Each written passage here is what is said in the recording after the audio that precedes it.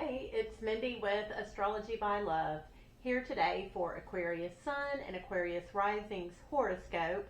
We are going from July 24th at the Leo new moon to August 23rd at the Virgo new moon.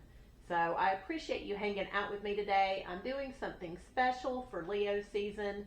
So when you sign up and subscribe for my e-newsletter, the link is down below, you are entered to win a free 60-minute astrology reading unique to your natal chart with the upcoming transits. So that will be pulled. I'm going to pull an email from the list on August 22nd at the end of Leo season to see who won. So if you want to sign up for that, that link is below. And we'd be glad to include you in the email newsletter. So Aquarius, I appreciate you hanging out with me. Please like and subscribe. Check out those links below. Share these videos with a friend or family member who wants to live their life more in alignment with the universe and its rhythms. And we will go ahead, jump in, and get started. So this new moon on July 24th in the sign of Leo is in your 7th house. This is the house of other people. This is long-term relationships, spouses, this is business partners. There's going to be some sort of new start or shift to something different around this new moon. This new moon also lines up beautifully with Saturn and Neptune. They have recently entered your 3rd house. You may have siblings who are into a new spiritual discipline, or neighbors who have become religious or into making art. Some kind of blend of spirituality, art, and structure has been going on in the community around you, in your neighbors, in your siblings, cousins, people that you don't necessarily choose to have in your life. This new start in your 7th house with the other people complements what's been going on in your 3rd house, your neighborhood, siblings, things like that. Then on the 25th, on July 25th, the sun, also in Leo, part of this new moon start, opposes Pluto that has recently entered your 1st house. So there is some kind of power struggle on the 25th. This is a day where you may be trying to control someone else and they're just kind of rebelling against it. You're probably just trying to help them. They may not see it that way, but just know that tension is going to be there July 25th. It is a fast-moving energy, but it will be there. Then on July 31st, we have a Mercury cazimi. This is happening in the sign of Leo, your 7th house, the house of other people. So the sun and Mercury are lining up together in the sky. When this happens, there are divine insights, aha moments, sprinkling of beautiful, innovative ideas throughout the world. And so this is taking place in your 7th house. You're going to have some insights, some aha moments, some recognitions of what's going on with other people in your long-term relationships. This is a fast-moving energy. It is there from 1:30 p.m. to 9:30 p.m. on the East Coast and 10:30 a.m. to 6:30 p.m. on the West Coast. So during this time, it's really good to meditate, to write in your journal, to just be quiet and listen to our thoughts, just to hear what's going on. This is the best use of Mercury cazimi energy. Also on July 31st, Venus moves into the sign of Cancer. So Cancer rules your 6th house. This is the house of health, the house of daily routines.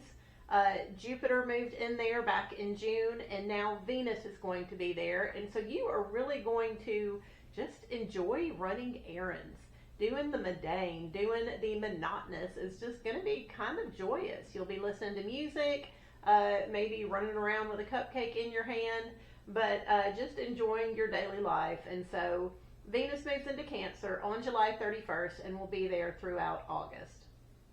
Then on August 1st, Venus, that just moved into Cancer, comes into a square or 90-degree aspect. This is a frustrating aspect with Saturn and Neptune in that 3rd house. Something about enjoying yourself or finding out that you're having, good health is frustrating your siblings or your neighbors somehow. Maybe it's just some weird looks you're getting from them on your morning run. But that is a quick moving energy, but that is there on August 1st. Then on August 6th, Mars moves into Libra. So this is your ninth house. This is your long distance game. This is your calling. This is the area of your life you want to master. And with Mars there, you are going to be motivated to study, to become that master. This is also the house of long distance travel. So you may find yourself yearning to travel to foreign lands, maybe just to go experience a different culture in a restaurant or a museum. But you're going to feel yourself shifted to that area of life, to be motivated to spend time there. Mars is going to be in Libra for about 2 months, Aquarius, so enjoy this energy of learning and growing. Then on August 8th, Mars trines Uranus. So this is an easy sort of aspect. Something about you being motivated to learn, travel to foreign lands is causing some chaos, or for you just to forget about your creative projects and maybe your children, hopefully not your children. But Uranus has recently moved into your 5th house. So this is the house of creativity, fun, kiddos, we create those. And so there has just been a level of chaos, maybe destruction, maybe just who knows what going on with the kiddos and those passion projects and creative projects, and you putting time and energy into learning and growing is just causing a little bit of disruption in the area of kids and passion projects. So that's a fast moving energy. That's on August 8th. Then on August 10th, Mars trines Pluto.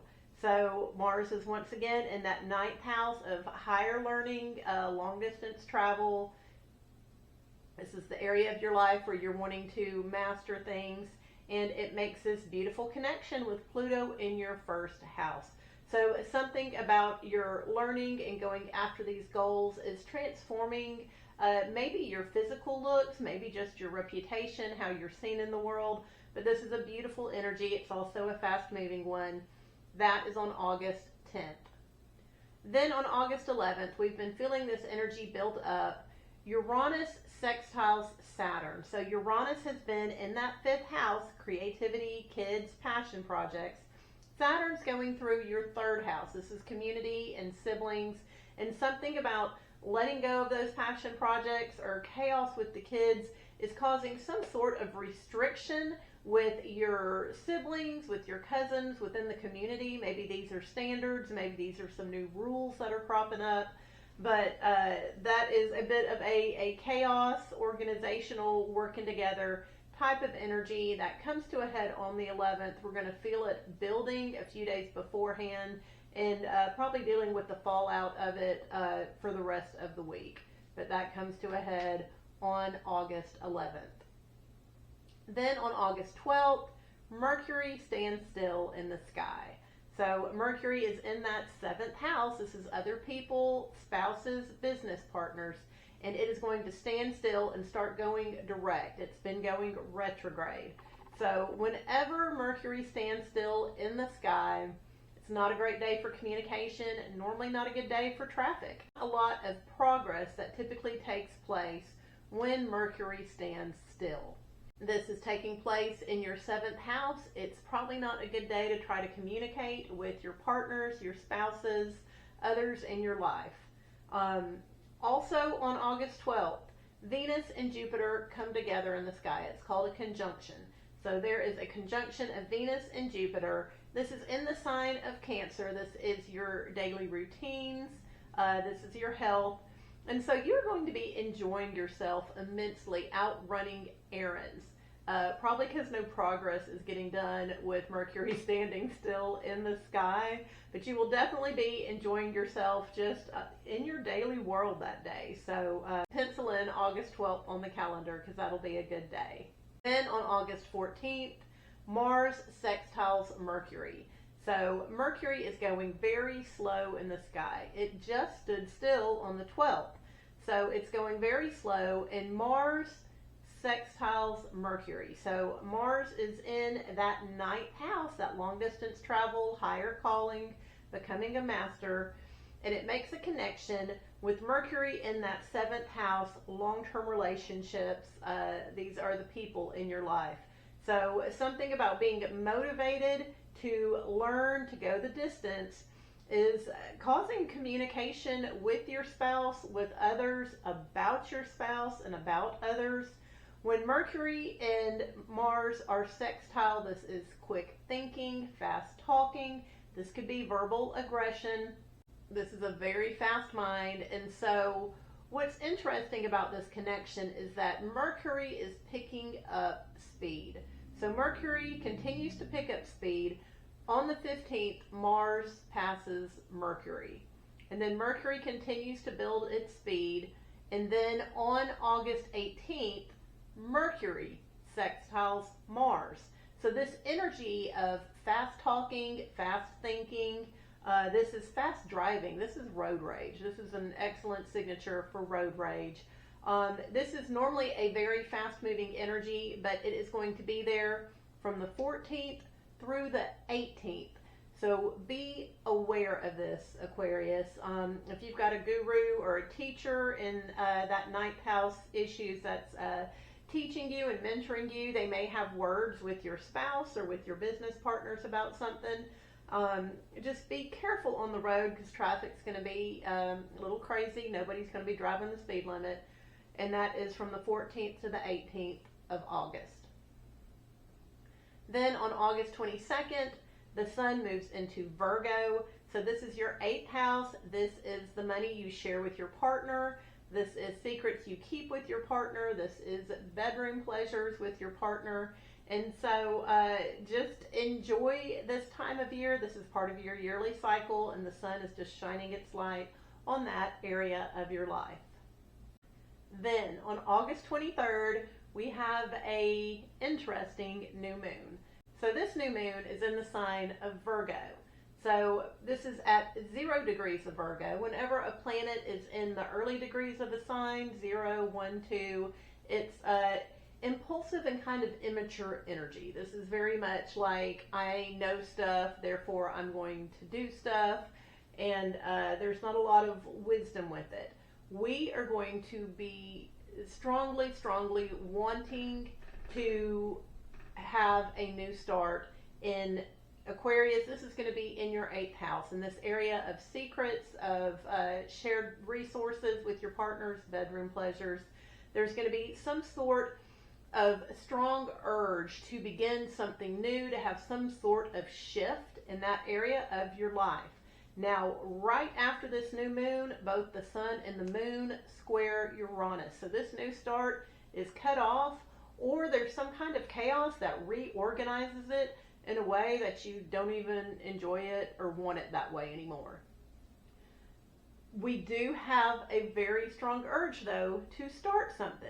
So I'm bringing this up because then 28 days later, we have a second Virgo new moon, and it's an eclipse. So you need to hold off, if you can, this new start in the area of finances and these secrets with your partner. You need to hold off until after September 21st. So if you go ahead and start it, think of it as a practice start, because it will be cut off or rearranged, and you're going to have to redo it if you want it done the way you want it done. And that new start, the actual new start, isn't going to happen until after September 21st. So just be aware of that. This is a tricky sort of new moon. So anyways, that is the end of the horoscope for the month. I appreciate you hanging out with me, Aquarius. Definitely check out those links down below, and share this video with anyone you think might enjoy learning about the rhythms of the universe. So I'll see you again soon.